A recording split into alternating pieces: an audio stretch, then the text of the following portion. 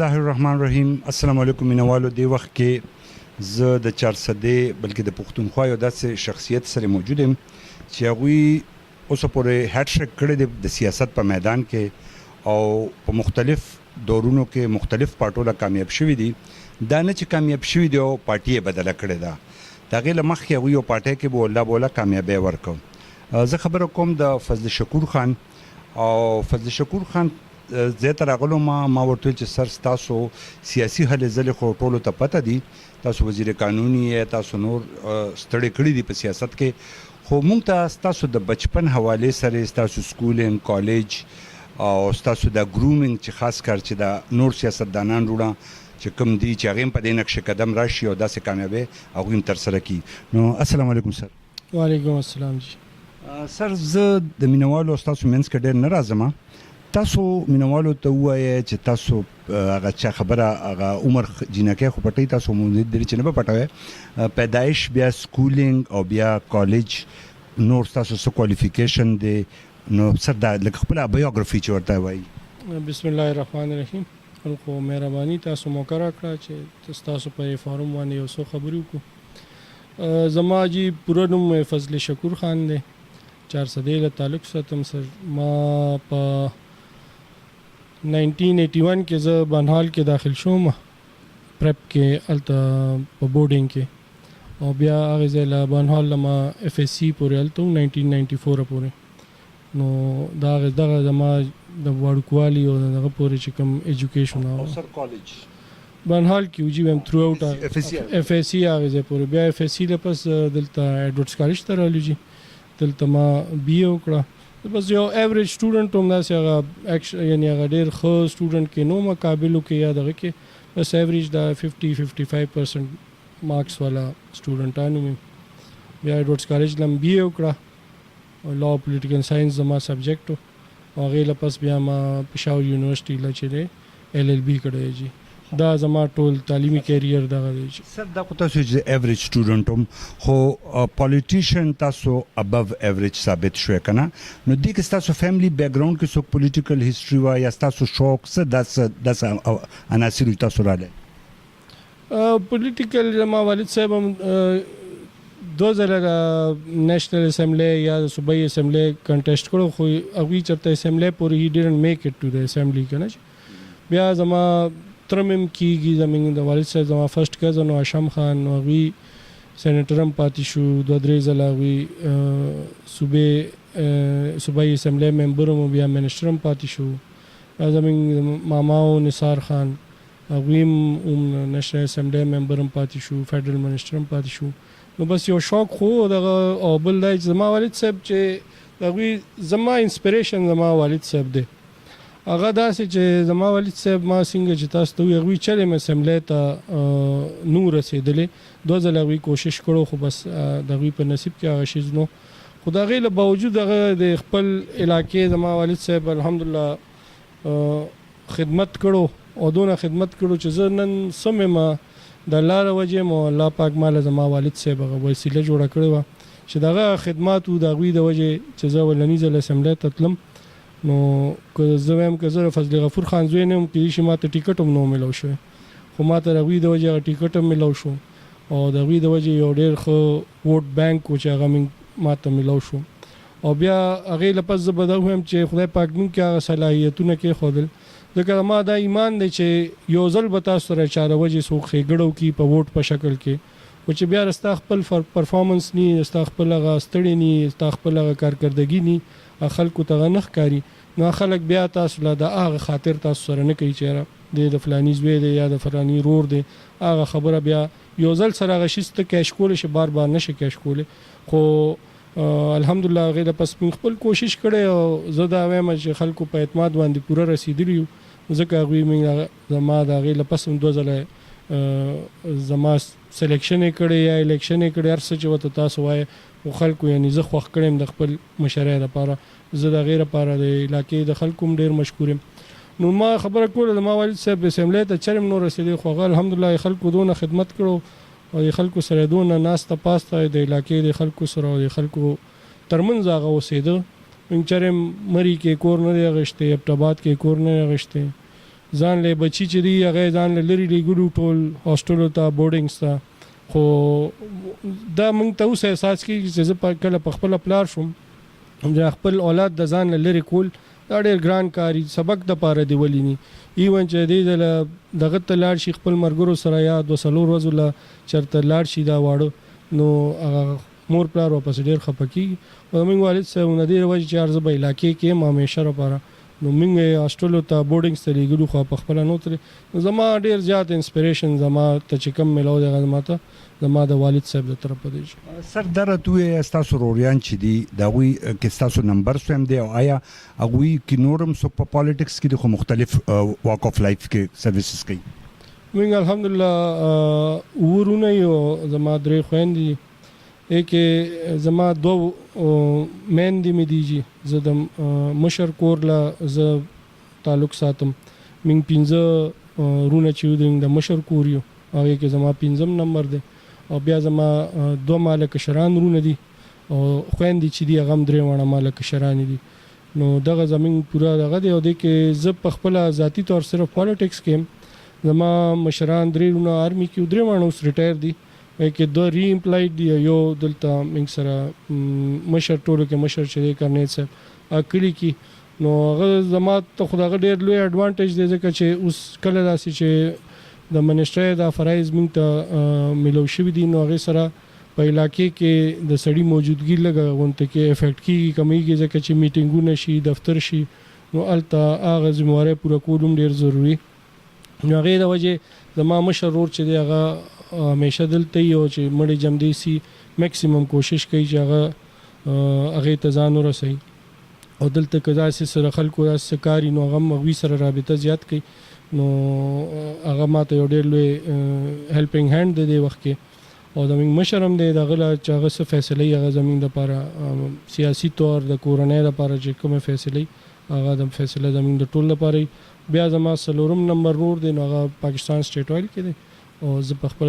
او دا کشران دوه چې دي نو هغه یو چې د اسلام آباد کې پرایویټ کمپنی دا غي سره کار کوي او یو کشر چې ټولو کې ځمېداري کوي موږ سره دلته سر دا خوستاسو د جون دغه یو قسم بایوګرافي شو په جرمن کې یو کوټیشن دی وی چې پونګلیشکایټ und Höflichkeit ډېر کونیږي مطلب دا دی چې پنکچوال اوسېدل او پولایټ لکه څنګه چې تاسو د خبر له اندازه کې ډېر پولایټ او سافټ سپوکن یې دا وی د بادشاہ شی ودا مطلب دا دی نو سر دغه کوټیشن تاسو چرته کتلو خو چرته بوکس کې ملوستو خو چا لکه څه انسپایریشن خو وی کنه